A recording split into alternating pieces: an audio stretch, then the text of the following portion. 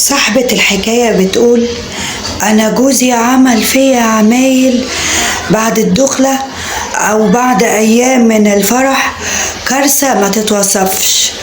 شوف بقى لما يكون الراجل بعد ما الست تقف جنبه وبعد ما تخليه بقى حاجة يعمل معاه حركة ندالة، يعني يوريها العجب.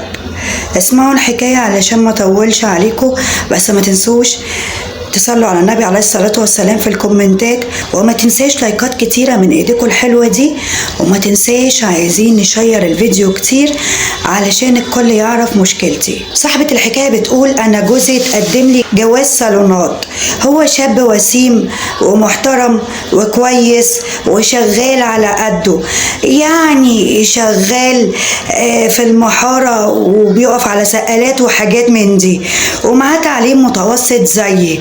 لما جيت قدمني كان سني 18 سنة، 18 سنة يعني يا دوبك لسه مخلصة الدبلوم، وهو برضو كان عنده 24 سنة.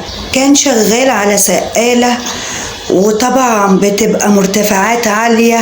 المهم يعني خطبني لمدة سنة، هو كان بيعاملني أحسن معاملة وكان بيجيب لي على قد ما يقدر هدايا وبيقدرني، وهو جهز وأنا جهزت وفعلا عملنا أحلى فرح.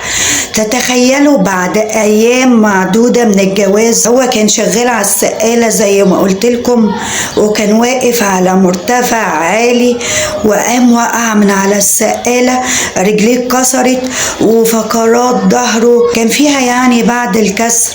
المهم كل ده حصل وانا لسه عروسة بعد جواز شهرين. قعد 3 سنين متواصلين تحت رعاية، يعني كان نايم في الفرشة وانا لسه عروسة زي ما قلت لكم. في خلال ال3 سنين دول انا قاعدة في بيت عيلة، طبعا بخدم مامته واخواته البنات، كان ليه بنتين لسه ما اتجوزوش لسه بيدرسوا، وكنت بخدم باباه، وليه كمان اخ اصغر واحد فيهم، يعني كنت شايلة بيت العيلة كله على دماغي. غير كده كانت حماتي بتعاملني أسوأ معاملة، كانت محسساني ان انا خدامة عندهم، يعني جاية علشان اشتغل لهم خدامة بس بلقمتي، وكانوا دايما بيأمروني في كل حاجة. حتى اخواته البنات كانوا بيتكبروا عليا، وكانوا لما يلقوا حاجة انا مقصرة فيها، يعني لو البيت مش مترتب يأمروني كده: انت ما عملتيش البيت ده ليه؟ انت مش شايفة البيت مش مترتب؟ لو حد جالنا هيقول علينا ايه؟ وكانوا ما بيسكتوش. وانا طبعا علشان بحب جوزي وبعشق التراب اللي بيمشي عليه كنت بتحملهم وبعمل لهم كل حاجة وشايلة كل المسؤولية على دماغي لوحدي.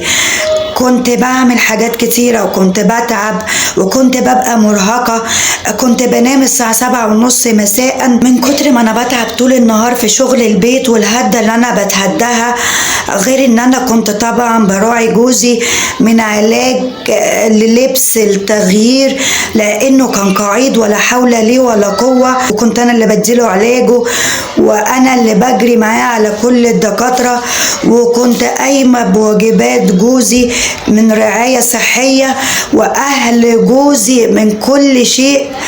فكنت بقوم من الساعة 6 صباحا اشتغل لغاية ما تيجي الساعة 7 اخش اغير هدومي واتشطف وانام زي القتيلة، ما احسش برجليا ولا بجسمي. ولو احتاجوا حاجة تتخيلوا انهم كانوا بيجوا يصحوني وكانوا يخبطوا عليا بطريقة وحشية: انت هتنامي وسايبه وراكي شغل، قومي اعملي اللي عليكي، قومي اعملي عشاء.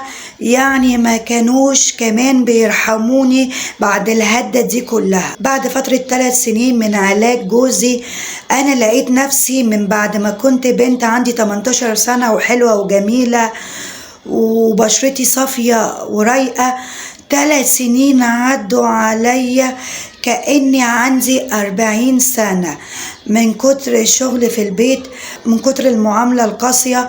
من كتر رعاية جوزي. وطبعا ما كنتش بروح لأهلي لأن جوزي كان دايما تعبان، وكنت بجري بيه على الدكاترة، وكنت أنا مضحية تضحية كاملة. وكنت أبص لنفسي في المراية أقول مش دي أنا، مش دي اللي أنا أعرفها قبل كده. لقيت إن أنا اتبدلت 180 درجة، بس كنت بقول الحمد لله على ابتلاء ربنا، وإن شاء الله جوزي يقوم بالسلامة ويعوضني بأحلى شهر عسل.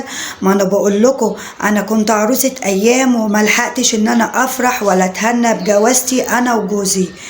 طبعا اللي حصل له قدر من ربنا. بعد 3 سنين والدكتور قال له انت كده تمام، والعملية نجحت والجرح زي الفل بقى كويس وما عادش فيه إصابات في الفقرات وبقيت تمام وكده تقدر تمشي وتتحرك، بس خلي بالك من نفسك، ما تقفش في أماكن عالية وما تشتغلش الشغلانة دي تاني علشان برضو تقدر تكمل حياتك، لأن العملية بتاعتك كانت برضو صعبة. يعني ما عادش هيبقى زي الأول. لما استرد بقى صحته وعافيته أنا طبعا فرحت جدا، ولقيته بيقولي انت شكلك بقى عامل كده ليه؟ بيعاملني كأني خدامة. قلت له يعني ايه؟ قال لي انت بقيتي وحشة كده ليه؟ وشك اسود، وشك بقى كله تلف وهالات سودة.